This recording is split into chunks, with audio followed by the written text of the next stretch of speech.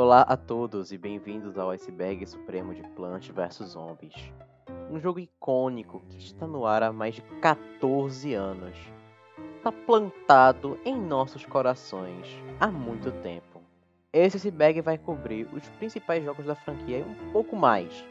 Ele tem grandes 10 camadas e definitivamente renderia pelo menos 5 horas de vídeo se eu compilasse ele de uma vez só.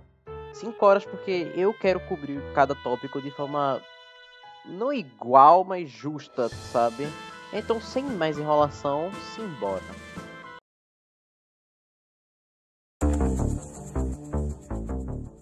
Códigos de trapaça do PvZ1. O PvZ1 tem 7 códigos de trapaça que mudam alguma coisa no jogo se você digitar eles durante a gameplay. Eles são pequenos códigos que você vai desbloqueando com o tempo só por diversão e não te ajudam em muita coisa. Os códigos são Future, que dá óculos escuros e estilosos para os zumbis, Mustache ou Moustache, que dá bigodes variados para os zumbis, esses dois sendo os únicos que você não precisa desbloquear, Tricked Out, que muda a aparência dos cortadores de grama, Suckbeer, ou sei lá como é que se fala isso, é uma referência a um dev do jogo e liga ou desliga os sonhos dos zumbis.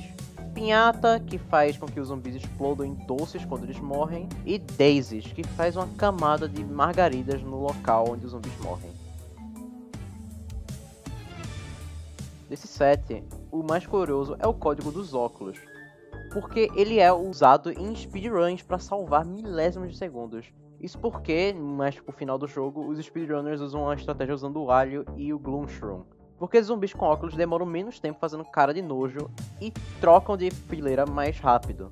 Sim, eu não sei o porquê isso acontece, mas acontece. E também o Mustache te dá um achievement se você usa ele, então é PvZ2 chinês. O PvZ2, como muitos outros jogos, tem uma versão chinesa bem diferente da internacional. Lá tem novos mundos, um sistema de upgrade de plantas que vem antes do sistema internacional e, obviamente, novas plantas. O jogo se trata como uma versão expandida do internacional, por adicionar quase tudo que tem no internacional e adicionar outras novas coisas. Se vocês entenderem inglês e quiserem saber mais sobre essa versão, recomendo o canal do Flag Zombie, que cobre e analisa essa versão há um bom tempo. Talk Web Games. Essa é a empresa que cuida da propriedade intelectual de PvZ na China. Sim, não é a PopCap nem EA. Ela também cuida de outras propriedades como Angry Birds na China. Isso vai voltar depois no iceberg. Zumbi Michael Jackson. O Zumbi Disco no PvZ1, antes de ter a aparência que todo mundo conhece, mas baseada nos anos 60, tinha uma aparência que referenciava a aparência de Michael Jackson no clipe da música Thriller, que acho que todo mundo conhece. Isso era para ser uma pequena referência boba, que infelizmente foi vista como uma piada de mau gosto por muitos depois da morte de Michael Jackson, que veio a falecer apenas um mês depois do lançamento do primeiro PvZ, forçando os devs a trocarem a aparência do inimigo para evitar más olhares em um possível processo. PvZ Great Wall Edition. Essa é uma das primeiras versões chinesas do PvZ1. Sim, tem múltiplas delas. Ela é facilmente a mais simples de todas, sendo apenas uma reskin do jogo original, fazendo o jogo ser um pouco mais chinês que o original e mudando a fase do telhado pela Grande Muralha da China por alguma razão. PvZ Adventures. PvZ Adventures foi um dos primeiros jogos spin-off de PvZ, sendo feito antes do PvZ2 para o sistema de jogos do Facebook. O jogo tem um estilo mais chibi do que o original, que eu acho muito da hora, e uma gameplay mais padrão de Tower Defense. O jogo teve uma recepção mixta dos fãs por causa da sua mudança drástica de gameplay e aspectos de microtransação questionáveis. O jogo fechou pouco antes do lançamento de PvZ2 e nos deixou plantas e zumbis como broto de bambu, dispara ervilha de fogo e MC zumbi. PopCap bom e EA ruim. Esse é um pensamento comum entre os fãs do jogo, que causa discussões online frequentemente. Falam basicamente que a PopCap é uma empresa santa que foi arruinada pela EA, que trouxe todos os aspectos ruins que o jogo tem a partir do segundo jogo. Essa crença é uma mentira, pois foi afirmado que a própria PopCap planejava usar microtransações nos jogos futuros e é responsável pelo estado da franquia atual. A EA tem sim um certo grau de culpa, mas ela só majoritariamente age como uma distribuidora do jogo, e não a empresa que faz o jogo. Giga Devorador. Esse é um zumbi secreto do PvZ1, que só aparece nos modos Survival Endless e Last Stand Endless se você tiver na versão de celular. Ele é um devorador com olhos vermelhos e que tem o dobro de vida, existindo puramente para fazer sua vida um inferno se você chegar longe o suficiente nesses modos de jogo. Ele retorna nos Garden Warfares como um dos zumbis chefes, com uma aparência bem mais única, tendo esses óculos escuros maneiros e uma roupa mais preta, e habilidades elétricas. Zombies on Your Lawn. Essa é a música dos créditos do PvZ1, cantada pela compositora das músicas do jogo. Dá só uma olhada.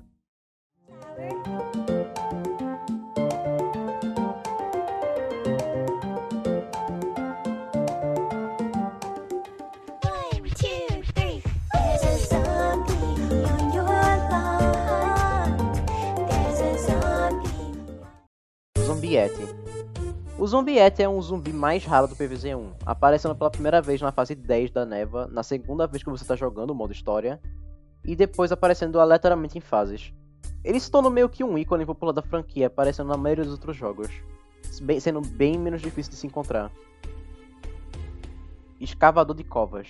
Esse é um zumbi descartado do Guardião Feron, sendo o curandeiro do time dos zumbis antes do cientista. Apesar dele ter sido descartado como personagem jogável, ele ainda faz certas aparições do jogo, como um design humano dele aparecendo em quadros em uma placa de cafeteria e em um tubo de preservação na sequência. Ele também aparece na primeira versão do PvZ3 como um inimigo comum, e agora por alguma razão ele é uma menina também. Vazamentos do BFN. O BFN é notável por ter sido vazado de várias maneiras diferentes. A Toquinha e a Bolota, por exemplo, tiveram seus designs vazados e até o trailer do jogo foi parar na internet num estado não terminado. Eu me lembro de ter visto esse trailer e torcido para que não fosse real, porque os designs dos personagens eram horríveis. E o jogo era real e infelizmente é bem ruim. Variantes promocionais do Guardião Feron. O Guardião Feron tem 4 variantes exclusivas que vieram de parcerias com companhias reais. Tivemos a Carnívora e Dr. Chester, dos Cheetos, e o Cacto Cítrico e a Berry Shooter da Aquafina. Também haviam variantes das habilidades da Carnívora do Cientista temáticas de Cheetos. Todos eles eram de graça e você conseguia eles no momento que você comprava o jogo. Originalmente era para você conseguir com um código especial, ou seja lá como for, mas depois atualizaram e você só consegue instantaneamente quando você compra o jogo.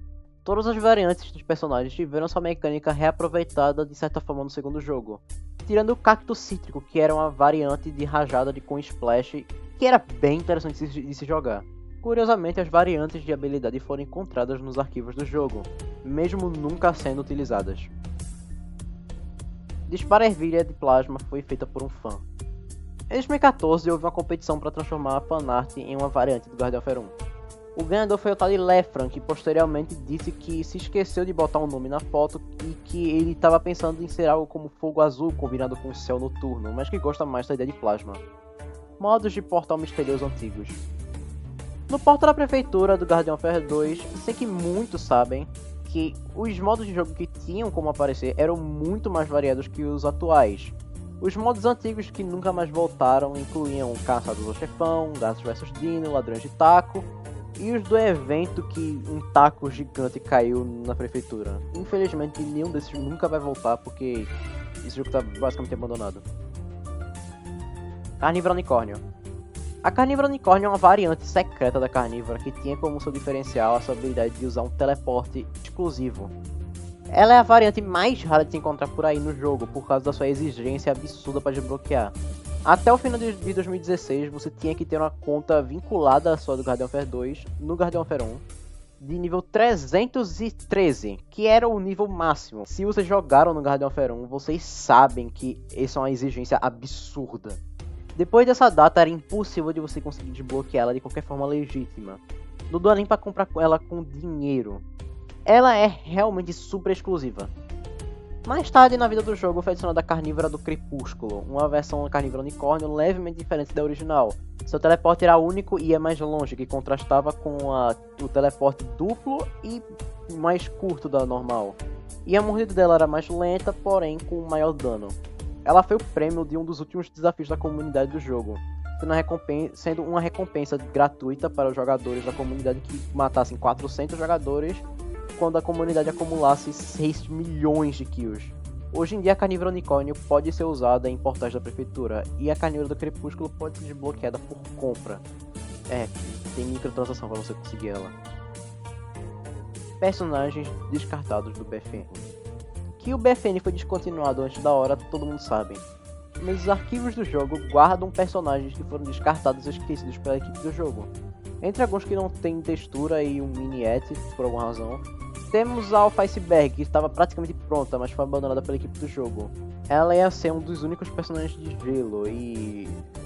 a aparência dela não é das melhores, mas... era alguma coisa, vai. Nota de ajuda.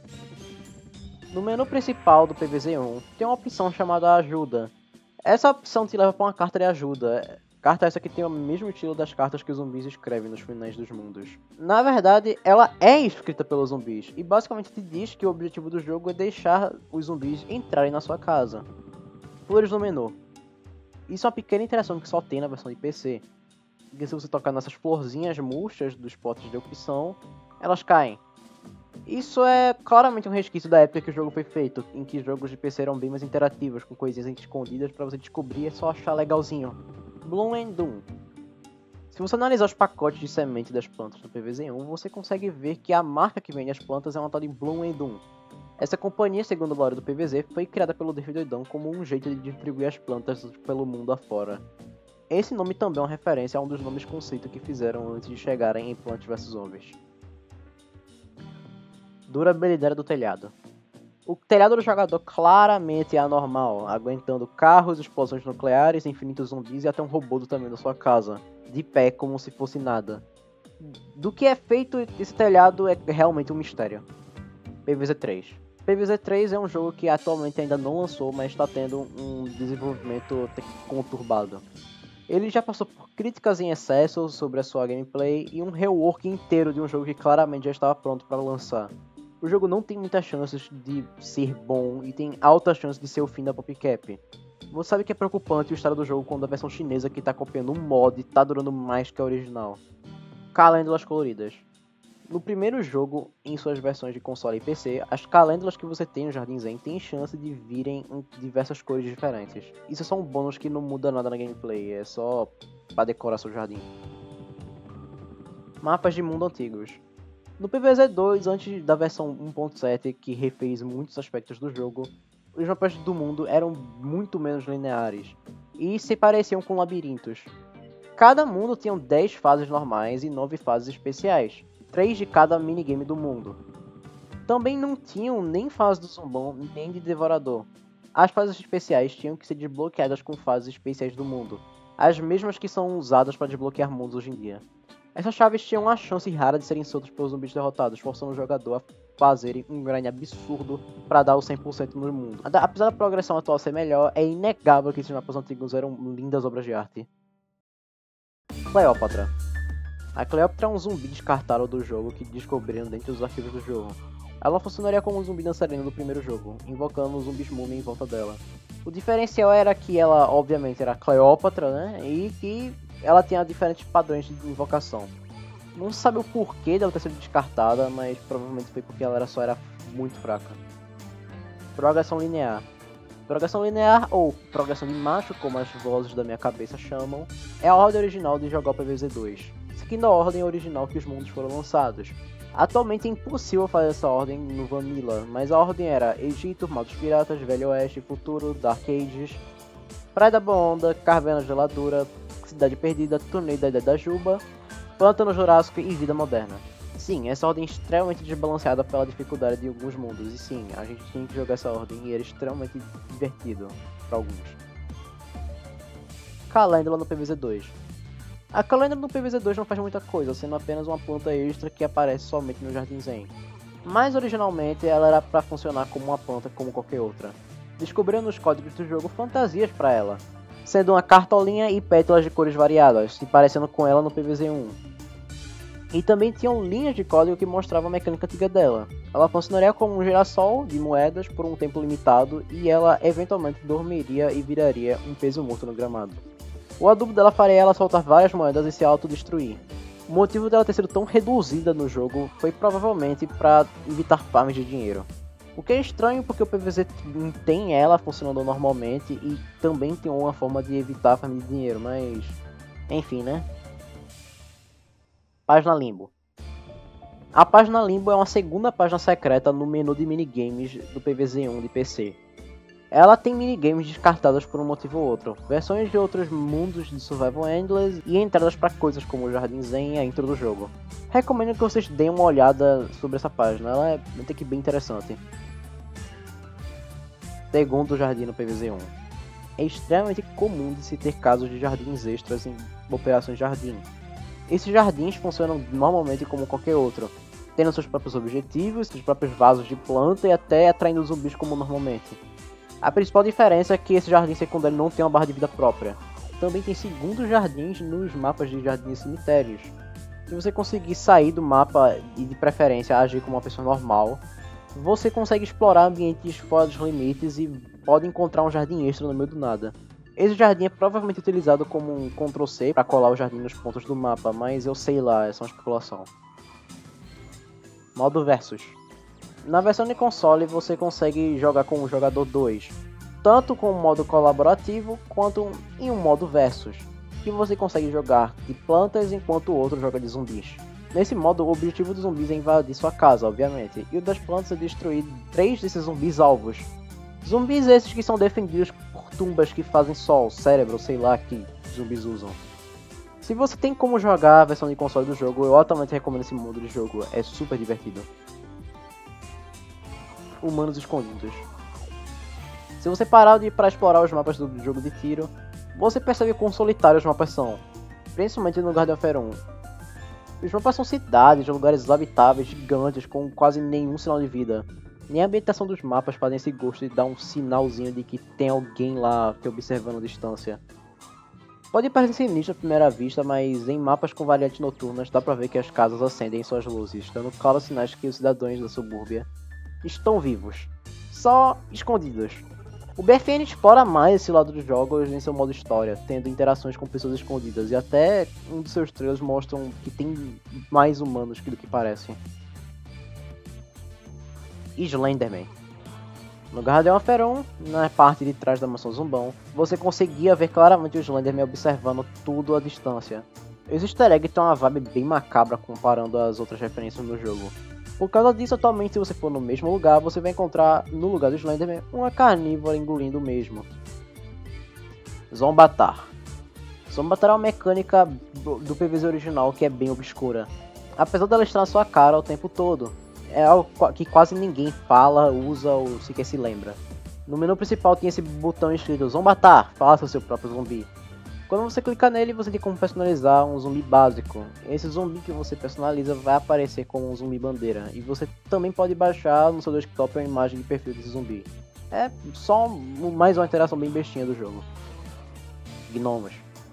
Os gnomos são uma espécie de ser de outra dimensão, o infinito. Eles estão presentes em todos os jogos de alguma forma, mas no Garden of 2 e no BFN eles têm um papel bem mais importante no jogo, sendo um tipo de facção neutra entre zumbis e plantas, que é contra os dois. Em geral, são uma parte de um tipo de late game extra que você pode explorar no seu mundinho livre. Comics de PvZ. Sim, existem comics de PvZ. Elas contam uma história totalmente inédita da franquia, seguindo a sombrinha do Dave, Patrice, e seu melhor amigo, Nate Timely. As comics têm outros personagens novos, mas é em geral bem confusa. Ela tem vezes que segue os princípios dos Tower Defenses e às vezes vira sobre os shooters, é estranho. Elas são bem raras de serem discutidas na internet por serem pagas e terem uma recepção meio ruim. Até onde eu sei, elas estão sendo feitas até hoje. Se você quiser dar uma olhada, ou você paga ou você pirateia mesmo. Zack Scott. Conhecido atualmente como um adorador da Daisy Elefante, Zack Scott tem uma estranha ligação com a franquia PvZ. Não só ele já jogou todos os jogos internacionais da franquia, mas também ele já participou de lives com o PopCap. Esse é o motivo dos jogadores terem uma chave de mundo extra grátis e inútil até a remoção das chaves de mundo em geral. Ele também é conhecido por ter uma série de PvZ 2 que atualmente tem mais episódios do que One Piece. One Piece! Pra vocês terem uma ideia, a série de Minecraft dele, que é um jogo basicamente infinito, é menor que PvZ 2. PvZ 2? Mods. Pelo tamanho da franquia do PvZ e do jeito que a mesma tá morta-viva, não é de surpreender que ela tem vários mods. Dos mais notáveis temos PvZ Fusion, Reflourished e o Altiverse. Se vocês querem um modo difícil e imenso do PvZ1, recomendo o Fusion. Se você tem saudades do PvZ2 antigo, jogue o Reflourished ou o Altiverse, eu recomendo esses dois muito. Fangames. De novo, não é de se surpreender que essa franquia tem fangames. Temos como exemplo o PvZ Beats, o PvZ Neighborhood Defense, o de World Tour, o Beautiful Neighborhood, eu acho que esse é o nome. PvZ2 moderno. Terminando a camada 1, temos que falar do quão horrendo o atual PvZ2 é. Atualmente o jogo só está adicionando novas plantas aleatórias com animações porcas e conceitos repetidos. É simplesmente uma afronta ao original, que era um jogo tão bom. Não só eles estão adicionando cada vez mais plantas horripilantes, como esse limão, isso é um limão, mas também estão removendo coisas antigas e muito legais. Gráficos fenomenais, minigames que deixavam o jogo mais variado, fases inteiras, músicas espetaculares e o mais ofensivo, os créditos. Sim, eles removeram os créditos. Na verdade, não totalmente. Os créditos do jogo original não só acreditavam quem trabalhou no jogo, obviamente, como todo crédito deveria fazer, mas também tem mensagens especiais dos devs para seus entes queridos. Eles removeram os créditos para ser apenas um aviso de copyright. Eu, sinceramente, não faço a menor ideia como isso é sequer legal. Mas eles fizeram isso. Bem, isso fecha a camada 1. Eu espero que vocês tenham gostado e aprendido algo que vocês não sabiam. Tem muito mais por vir. Então tchau e até a próxima parte.